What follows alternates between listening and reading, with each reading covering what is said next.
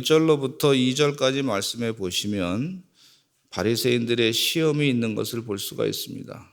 이 바리새인들이 유대 사회의 지도자로서 일을 했던 사람입니다. 그러나 예수님께서 보시니까 그 바리새인들이 잘못된 생각으로 말미암아 바리새인들을 예수님께서 심히 꾸짖었던 걸 볼 수가 있어요. 바리새인들을 가지고 또 사두개인들을 향해서 또 당시의 장로들과 제사장들을 향해서 예수님이 하신 말씀이 뭐라고 말씀하셨냐면 이 독사의 자식들아, 그렇게까지 꾸짖었던 걸 볼 수가 있습니다. 한마디로 사람들을, 아주 백성들을 괴롭히는 그런 잘못된 가르침으로 말미암아 백성들이 힘들어서 살기가 어려울 정도로 그렇게 만들었다. 이 종교적인 형식을 따라서 살아가게끔 그렇게 했기 때문에 일반 백성들은 그것을 지키기도 어려운 그런 율법의 조항을 가지고 자꾸 얘기해서 너무 본질을 잊어버리고, 그래서 예수님께서 독사의 자식들아, 또 회칠한 무덤이다, 이렇게까지 예수님께서 지적을 하셨던 걸 볼 수가 있습니다. 근데 예수님께서 안식일 날 병자를 고치시고 또 안식일 날 어려움을 당한 사람들을 위해서 도와주시고 죄인들과 같이 또 식사도 하시고, 뭐 그런 것들이 다 모세 율법을 따르던 바리새인들을, 율법주의자들이 볼 때는 다 눈에 거슬리는 행동이었어요. 그래서 바리새인들과 이 사두개인들, 이 당시의 지도자들은 어떻게 하든지 예수님을 잡아 죽여야 되겠다, 근거를 잡으려고 그렇게 애를 썼던 걸 볼 수가 있어요. 예수님을 따라다녔던 무리들이 많이 있었는데 사람들을 구분하기를 무리들과 제자들은 구분하고 있습니다. 무리들은 예수님이 무슨 큰 기적을 일으키시나 관심을 가지고 좀 따라온 무리들이에요. 그러나 제자들은 예수님의 뜻대로 자기 삶이 바뀐 사람들이에요. 주인이 바뀐 사람들을 얘기하고 있습니다. 그러나 우리 교회 성도님들이 무리들로만 살아가지 마시고 주인이 바뀐 사람으로 살아가시기를 간절히 축원합니다. 이 예수님께서 신학교를 직접 가르치신 신학교가 처음 신학교예요. 그 처음 신학교인데 불구하고 예수님을 무리처럼 따라갔던 사람 가운데 한 사람이 누구냐면 가룟 유다라고 하는 사람이었던 걸 볼 수가 있어요. 그 무리처럼 따라갔다가 예수님을 팔아버리는 그런 일을 했던 걸 볼 수가 있어요. 가룟 유다는 바리새인은 아니었어요. 가룟 유다는 유대의 종교 지도자의 모습은 아니었어요. 그러나 바리새인보다 더 심한 예수님을 팔아버리는, 은 30명에 팔아버리는 아주 모렴치하고 파렴치한 행동을 했던 걸 볼 수가 있어요. 이 무리 중에 예수님을 팔아버렸던, 예수님을 시험했던 그런 사람들이 바로 바리새인들이라고 볼 수가 있는데, 오늘 본문에 나오고 있는 그런 사람들이 볼 수가 있는데, 그 바리새인이 예수님을 시험하여 묻는 것을 볼 수가 있어요. 예수님께 질문을 던지는 거죠. 아내를 버리는 것이 옳으니까, 그렇게 얘기한 거예요. 그 예수님께서 아내를 버리는 게 옳다 그러면 예수님은 사랑이 없으신 분이에요.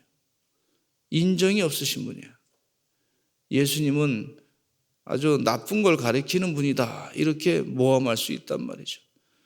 그러면 아내를 버리지 말아라 그러면 또 이렇게 얘기할 겁니다. 모세 율법을 지키지 않는 사람이다, 이렇게 모함하려고 하는 그런 의도를 가지고 바리새인들이 질문한 걸 볼 수가 있어요.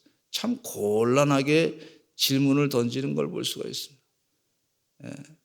이렇게 대답하면 그거 가지고 또 막 뭐라 그러고, 또 이렇게 대답하면 그거 가지고 막 뭐라 그러고, 그럴 수 있는 걸 볼 수가 있어요.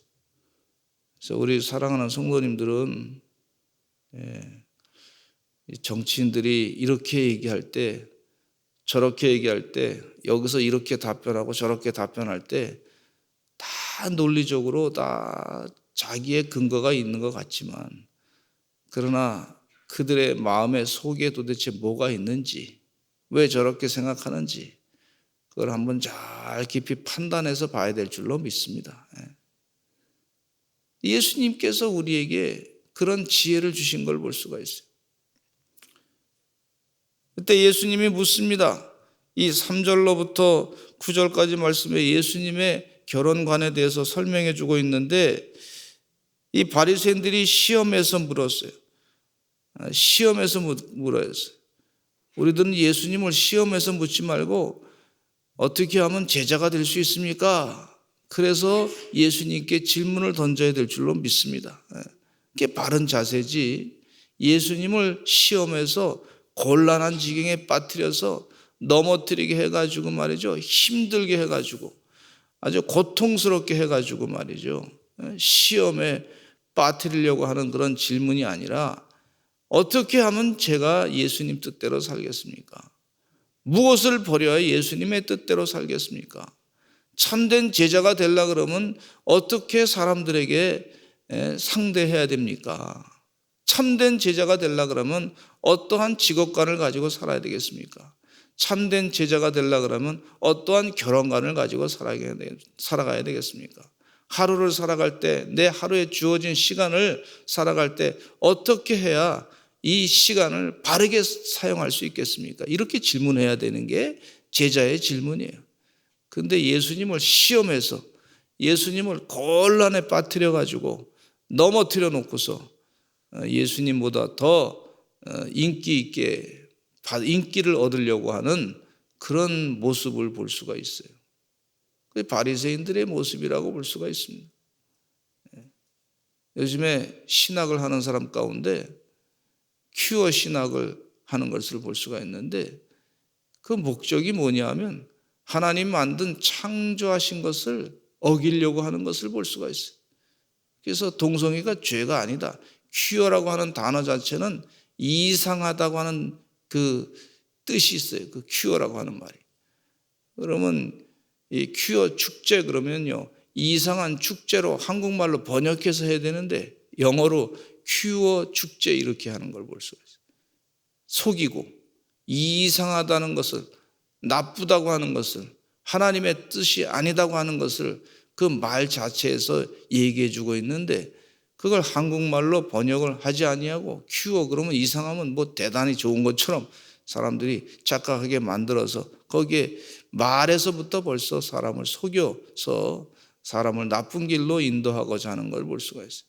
그래서 이상한 걸로 해가지고 이 동성애가 죄가 아닙니다. 예수님께서 분명히 그걸 죄라고 성경 말씀해 주고 있는데, 그렇게 해서 성경 말씀을 아주 잘못된 이 시대에 그 필요 없는 옛날 그 보수적인 그런 아주 고리타분한 그런 것으로 만들려고 하는 것이 바로 이 퀴어 신학하는 사람의 그 악령의 역사에 사로잡힌 사람들의 모습인 것을 볼 수가 있단 말이에요. 우리가 예수님의 뜻은 어떻게 해야 됩니까? 그리스도의 제자로 살아가면 어떻게 해야 됩니까? 내가 잘못됐으면 나를 고쳐야 되는데, 내가 원하는 대로, 아까 우리 장로님 기도하신 대로 우리들이 원하는 대로 말이죠, 기도하고 말이에요. 우리들이 원하는 대로 그렇게 세상을 바꾸려고 하는, 인간의 생각대로 바꾸려고 하는 그런 교만한 마음으로 사람들이 기도하고 있지 않느냐. 퀴어 신학이 바로 그런 모습입니다. 그래서 이 바리새인들이 예수님을 없애고 우리끼리 좀 종교 지도자로서 기득권을 누리고 살자, 이렇게 결정을 한 거죠. 그래서 예수님은 어떻게든지 인기가 있고 예수님을 막 사람들이 따라가니까, 그러니까 자신들의 위치가 불안하니까, 그래서 예수님을 죽이자 뭐 이런 마음을 가지고 예수님을 넘어뜨리려고 질문했던 걸 볼 수가 있어요. 이때 예수님께서 그들의 마음을 다 아시고 이렇게 얘기합니다. 모세가 너에게 어떻게 명했느냐? 모세가 너에게 어떻게 명했느냐? 이렇게 얘기하는 거예요.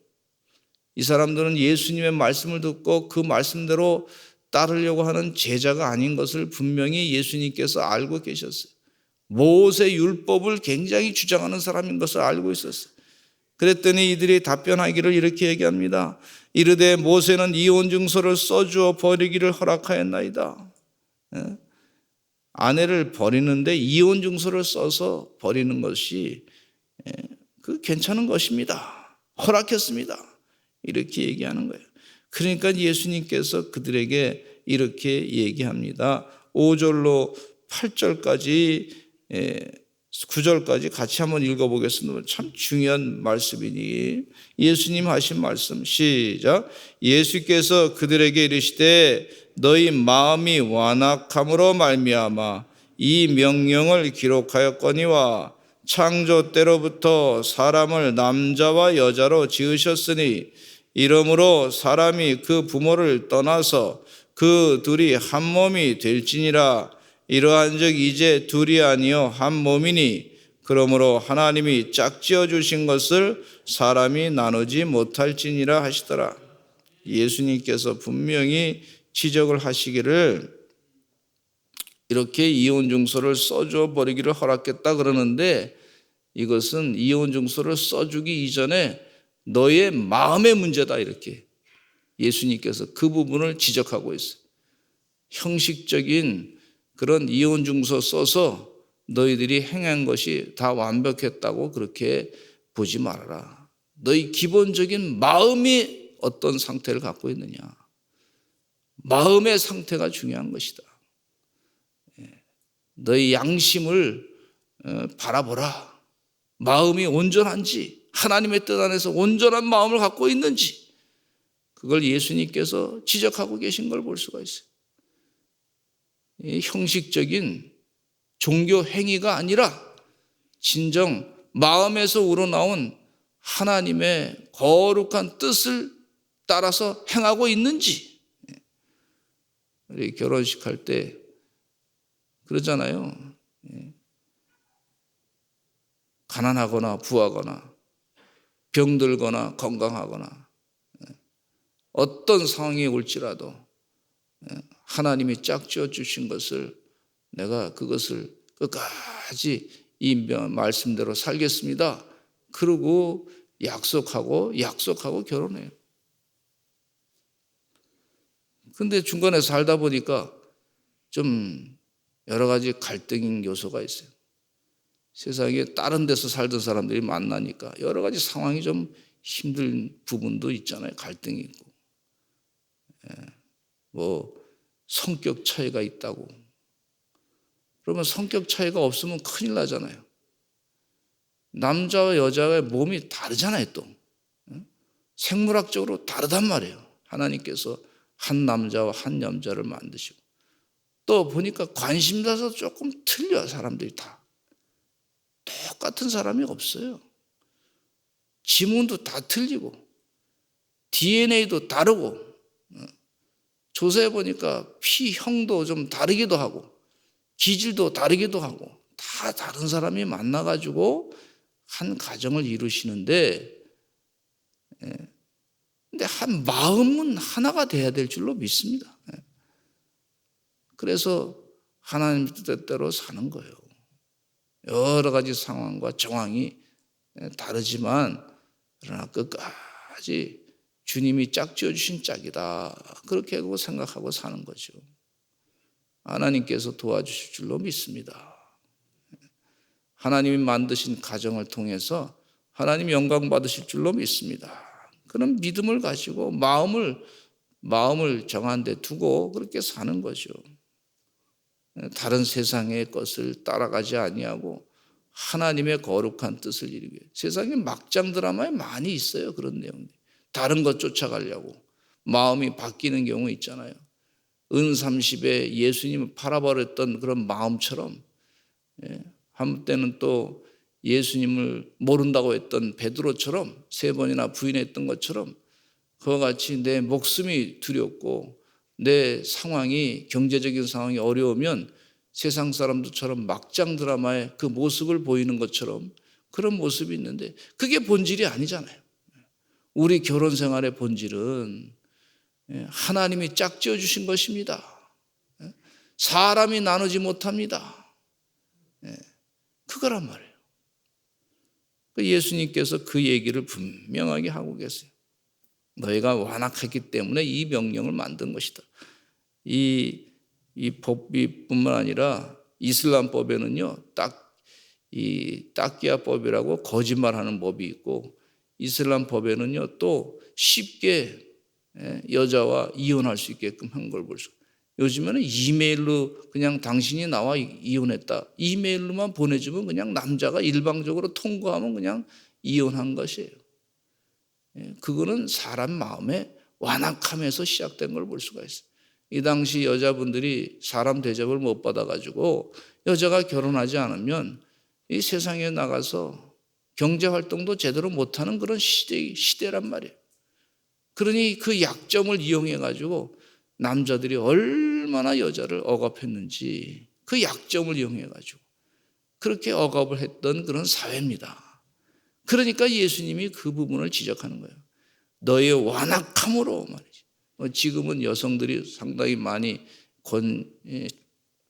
여성들이 지금 많이 권리가 신장돼 가지고 그런 시대가 됐지만 이 당시는요 아주 여자들이 남자의 눈치만 보고 인생에 대해서 상당히 스트레스를 받고 있었던 그런 시대였는데 이렇게 예수님이 그들의 마음을 아시고 이렇게 완악함으로 말미암아 이 명령을 기록한 것이다. 창조 때로부터 사람을 남자와 여자로 지으셨다. 이것도 상당히 중요한 말씀이에요. 날 때부터 어떤 사람은 말이죠, 자기가 여자로 태어났다, 남자로 태어났다, DNA가 그런 것이 있다고 말이죠. 그렇게 생물학적으로 하나님이 만들어주신 것을 거부하면서 내 마음이 지금 남자인데 나는 또 여자로 살고 싶다, 이렇게 가지고 속이는 것을 볼 수가 있는데 우리 주님께서 분명하게 말씀하셨어요. 주시고 계세요. 사람을 남자와 여자로 지으셨다. 이게 과학적인 그런 진리가, 과학적인 증거가 있는 거예요. XX와 XY로 염색체가 분명히 있는 것을 과학자가 증거로 발표낸 걸 볼 수가 있어요. 주님 말씀은요, 하나님의 말씀은 진리입니다. 진리. 이건 과학적인 진리까지 같이 포함한 것을 얘기해 주고 있어요. 그리고 그 부모를 떠나서 둘이 한 몸이 될지니라. 둘이 한 몸이 될지라. 그러므로 이제 둘이 아니요 한 몸이다. 따라서 한번 하시죠. 둘이 아니요 한 몸이니. 그러면서 이 말씀하시기를 하나님이 짝지어 주신 것을 사람이 나누지 못할지니라. 그렇게 말씀해 주고, 하나님이 짝지어 주신 것은 사람이 나누는 것이 아니다. 사람들은 세상에 편리한 대로 막 서로 나누고 막 그러는데 하나님이 짝지어 주신 것은 사람이 나누는 것이 아니다. 하나님을 먼저 생각하는 것이죠. 하나님의 거룩한 뜻을 먼저 기억해야 될 줄로 믿습니다.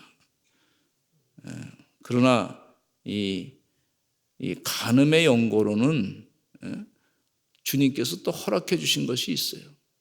간음의 연고로, 간음의 연고. 그런데 이 김양재 목사님은 말씀하시기를 그렇다 할지라도 참고 견디고 기다려라. 이혼하지 말아라. 그렇게 가르쳐 주고 있어요. 상당히 영적인 가르침이라고 또 볼 수가 있습니다. 또 10절로부터 12절 말씀에 보면 이런 말씀이 있어요.